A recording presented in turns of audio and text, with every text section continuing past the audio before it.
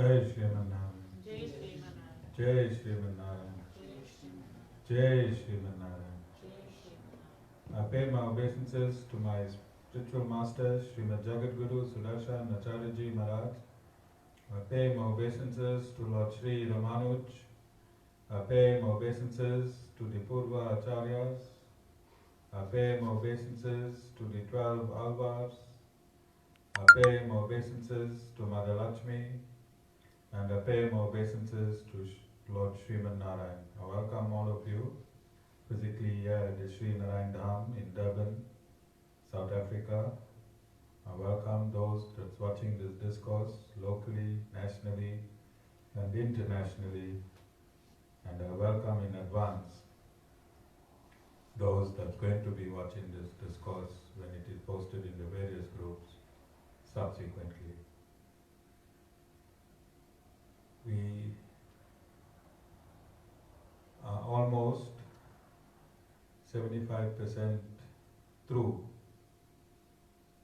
in our marathon Satsang in the month of the Ramanujans as declared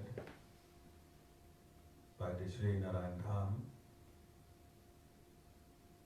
And I've stated we'll keep it personal for a while so that those who do not know can understand where we have come from. And in doing so, I want to reflect that in 2014, a few months after I started my very first satsang in Durban, South Africa, subsequent to receiving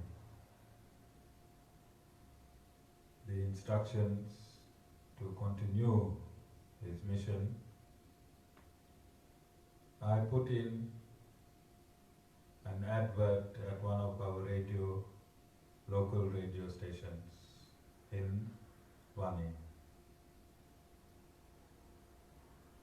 And the advert read, "The spiritual revolution that started in Faridabad, India by Swami Sudarshan Acharyaji Maharaj in 1998 has now reached the shores of South Africa." And this advert played every day at 6 p.m. for an entire month on Radio Hindvani. Today, 6 years later, if I were to put in another advert, then it would read, "The spiritual revolution that was started in 1998 by Swami Sudarshan Acharyaji Maharaj in Faridabad, India, has reached the shores of South Africa, and from South Africa it has permeated all 5 continents." This is what that advert would now read. Which means, in the past 6.5 years, we worked doggedly without pausing, even when we had various punches along the way. We continued driving. Whatever obstacles came our way, we did not let that obstacle, no matter how huge, in our relentless task of forwarding the mission of my spiritual master, Swami Sudarshan Acharyaji Maharaj. And we continue to do so in the same manner even at present. We are comfortable placed in the lap of the Sri Sampradaya, and we do not need to waste energies when these obstacles present themselves, for we know that the Sri Sampradaya is fully capacitated to fix and remove any breakdowns or obstacles that presents itself to us.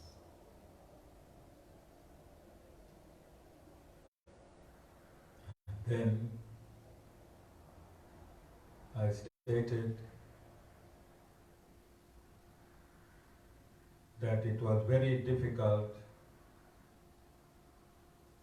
for me to get a clear understanding on the fundamentals of the Sri Sampradaya from the Sri Sampradaya itself. There were other institutions that were of a different philosophy that was somehow promoting Lord Sri Ramanujans. And this as well did not bode well with me, as these two philosophies were in contradiction. And when I delved deeper with the information on hand, as I was explaining to Sherwin earlier on, that for a while now China has been manufacturing vehicles. So they were taking the front from another brand, the side from another brand, the back from another brand, the engine from another brand, the gearbox from another brand, and the diff from another brand, and they was making a vehicle with their own branding and their own name. And I'm sure these vehicles are around the world, many of them here are in South Africa.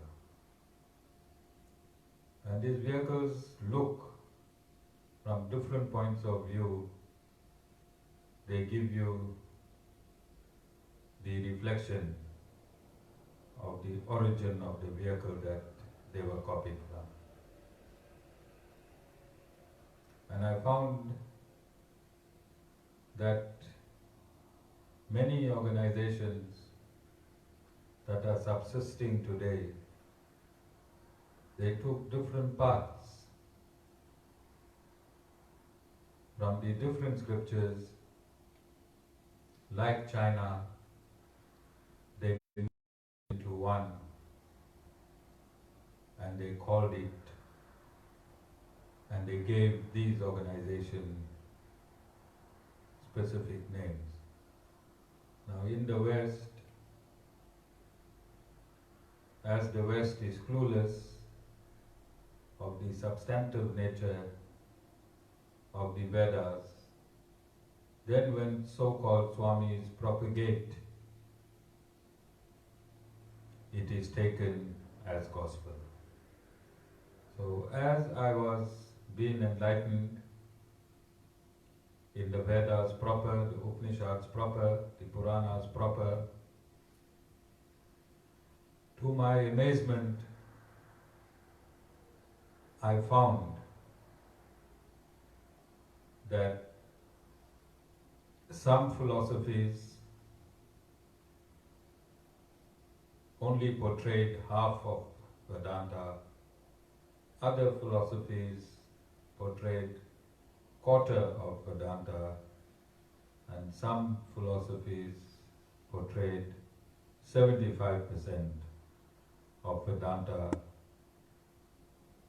as authorized Vedanta reflects. And upon in-depth scrutinizing And looking at this evidence from all directions, I found with utter joy that the Sri Sampradaya presents Vedanta as it really is. There is no, the Sri Sampradaya is eternal.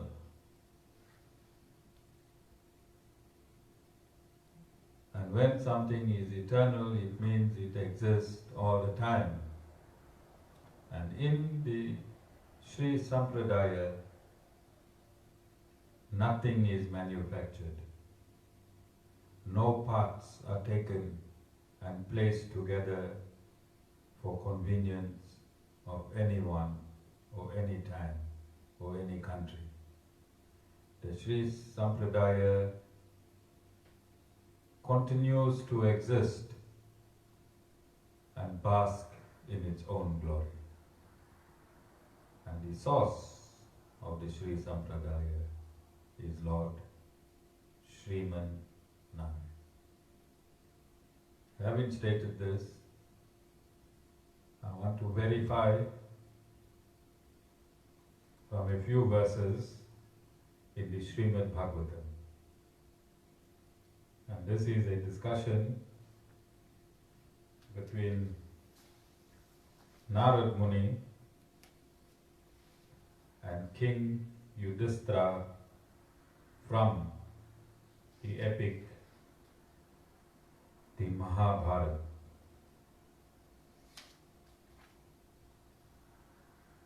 It's the Sri Bhagavatam, Canto 7, Chapter 11,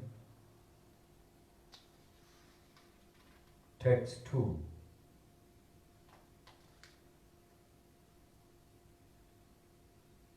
The translation by Swami Prabhupada. And I quote, Maharaja Yudhishthira, you Maharaja Yudhishthira, I'm going to spell Yudhishthira, Y-U-D-H-I-S-T-H-I-R-I,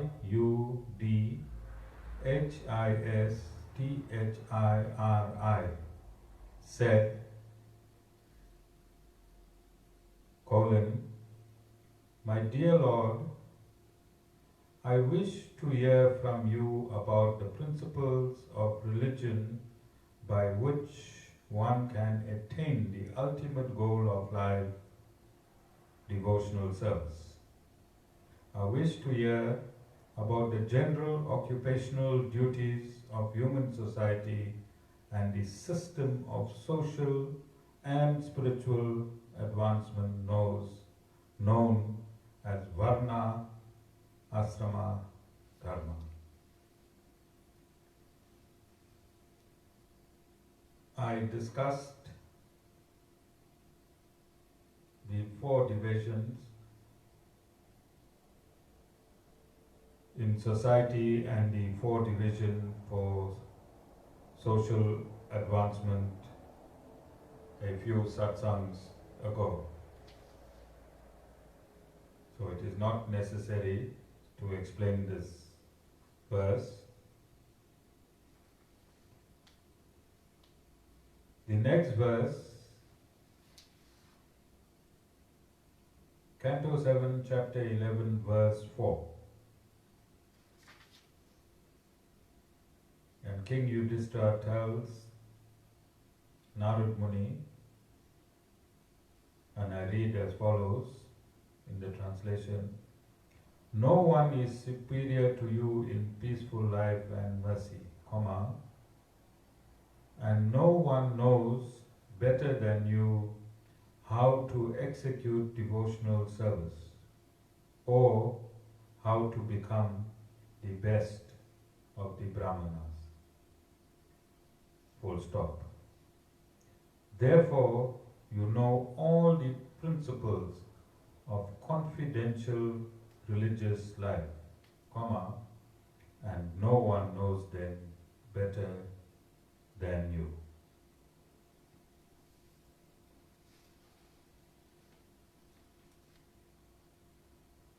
And Sri Narayan Muni said, okay. Text 5, Sri Narayan Muni said,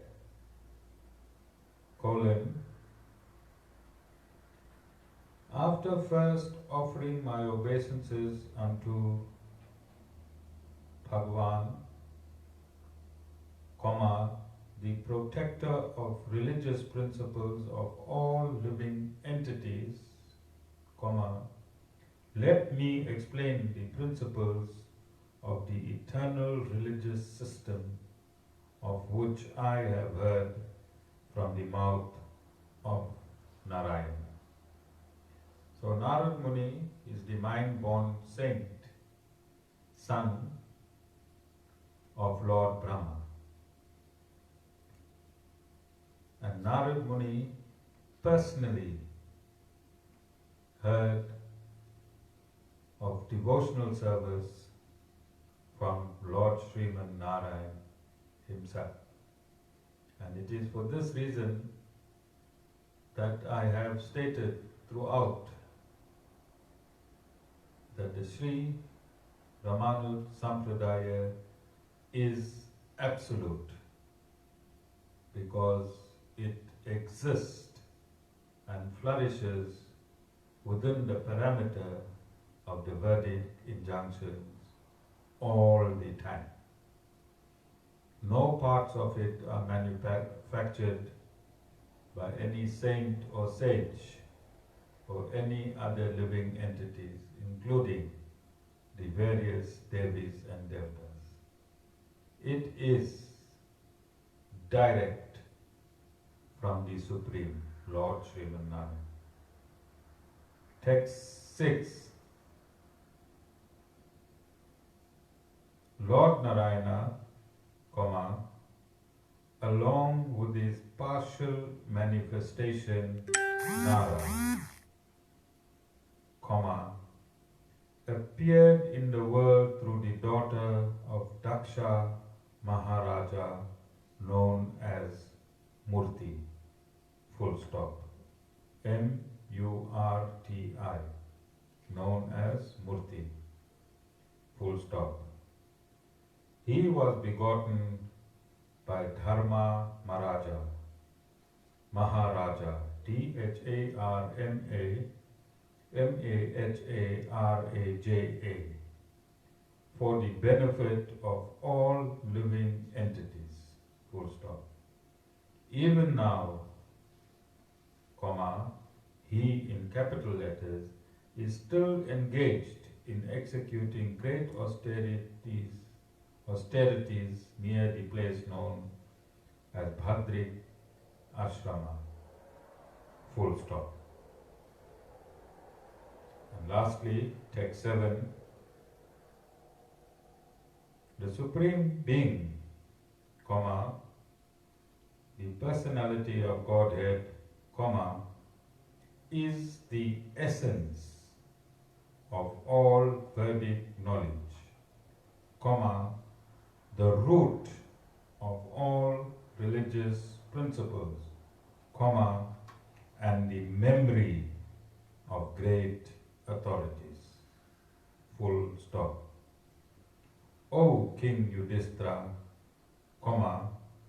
this principle of religion is to be understood as evidence, full stop. On the basis of this religious principle, everything is satisfied, including one's mind, soul, and even one's body. So this is the dilemma that I found myself in. Original, bona fide, authentic, scriptural injunctions verifying the Sri Sampradaya as 100% authentic. And on the other hand,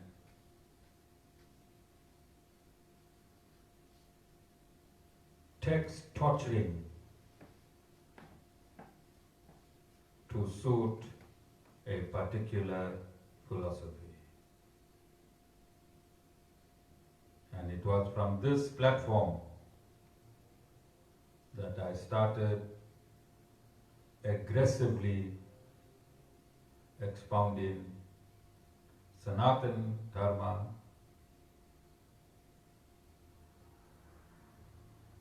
through the Sri Sampradaya as being the absolute and principal authority in expounding Sanatana Dharma and all that is contained within it.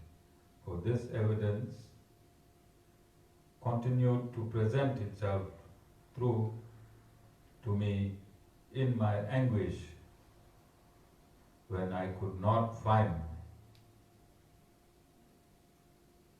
enough corroborative evidence within the English domain. I want to read and pay my obeisances to the sixth Alvar, Madura Kavi Alvar, M-A-D-H-U-R-A,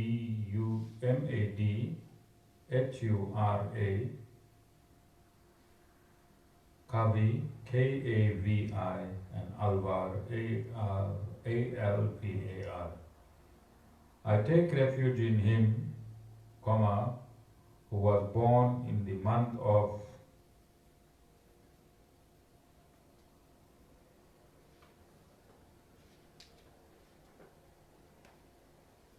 April, May, under the influence of the asterism Citra, C-I-T-R-A, and in brackets, 14th stellar mansion, close brackets, as an incarnation of Garuda, comma, the king of birds, and who had great devotion to Parankusha, and in brackets, Sata, S-A-T-H-A-R-I-P-U. And this Alvar was born in the transition period between Kali Yuga and Dwapara Yuga. And then I pay my obeisance to the seventh Alvar, Kulashekra Alvar, K-U-L-A-S-H-E-K-H-A-R-A Alvar, A-L-V-A-R. I take refuge in King Kulashekra, in brackets, the ruler of Kerala, comma, who was born in Cholapatana, and I'll spell it, C-H-O-L-A-P-A-T-T-A-N-A, of Kerala in the month of Magha, in brackets, February, March.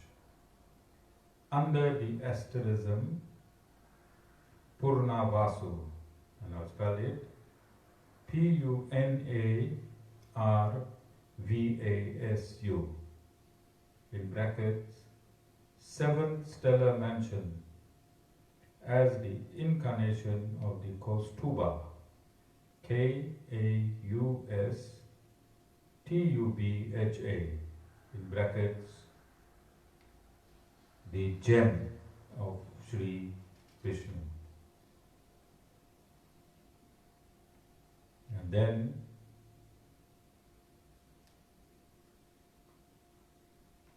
Periyal Alvar,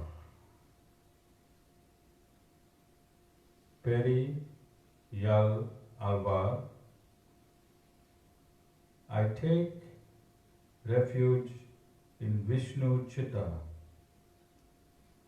open brackets, whose mind would ever remain permeated with Vishnu consciousness, close bracket, comma, who was born at,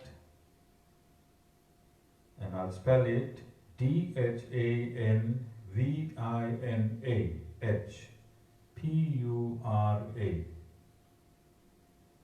under the influence of the asterism Svati, S-V-A-T-I, and in brackets, 15th stellar mansion, close brackets, in the month of Jayesta, in brackets, June, July, as the incarnation of Lord Sri Vishnu's chariot, comma, who was reputed as the father-in-law of Sri Vishnu, in brackets, his daughter being married by Sriman Narayan himself, close bracket, and who belonged to the Brahmana community called Purva Sikha, in brackets, who wore tufts above their foreheads. I'm going to stop here. I want to wish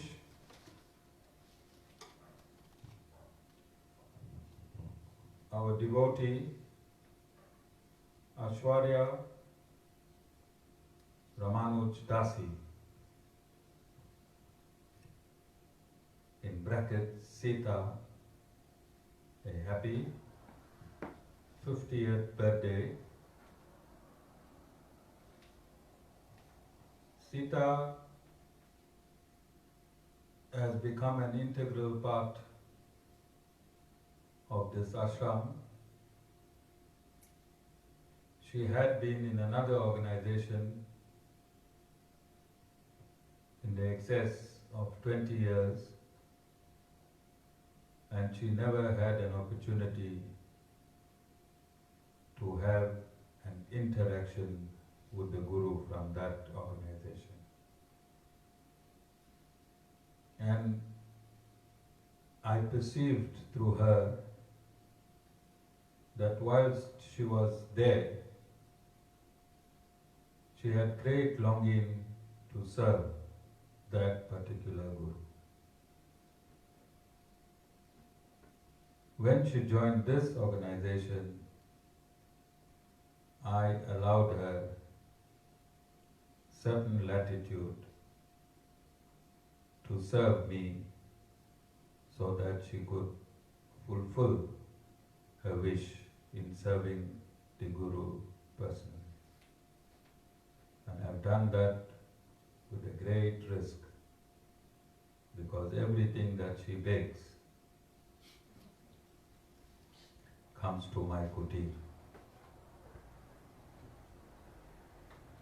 Every recipe that she tries in the ashram,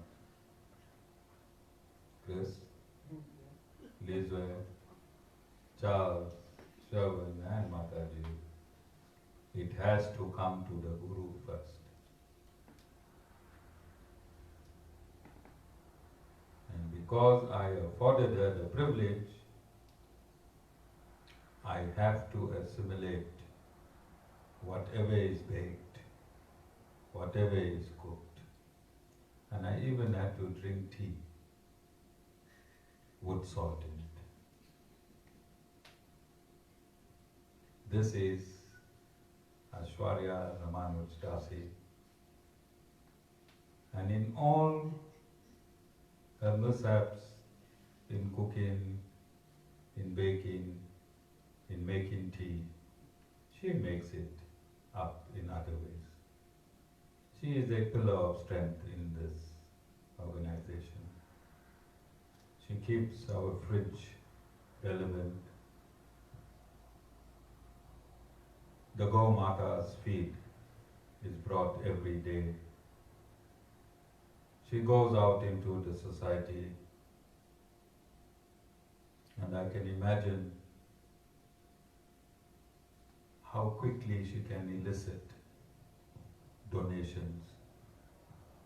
If she just has to give somebody one of her cakes, they will pay very, very fast, any amount.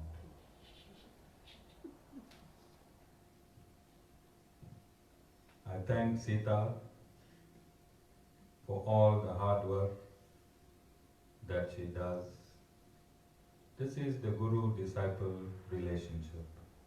This is the lila of a guru and disciple. This is our way forward. A guru cannot have perfect people. There will be no relationship. A mechanic has no use of perfectly running cars, and a guru has no use of perfectly or perfect human beings. And it is through imperfect human beings that allows the guru-disciple relationship to become relevant. It is these people that are great at the Sri Narayan Dham. Their illnesses, their shortcomings, in whatever way, have brought them to the Guru. And although the Guru on the outside is militant, on the inside he has a heart of soft butter. And it is this militant and soft butter combination that is the gem of the relationship between Guru and disciple. Jai Sri Narayan.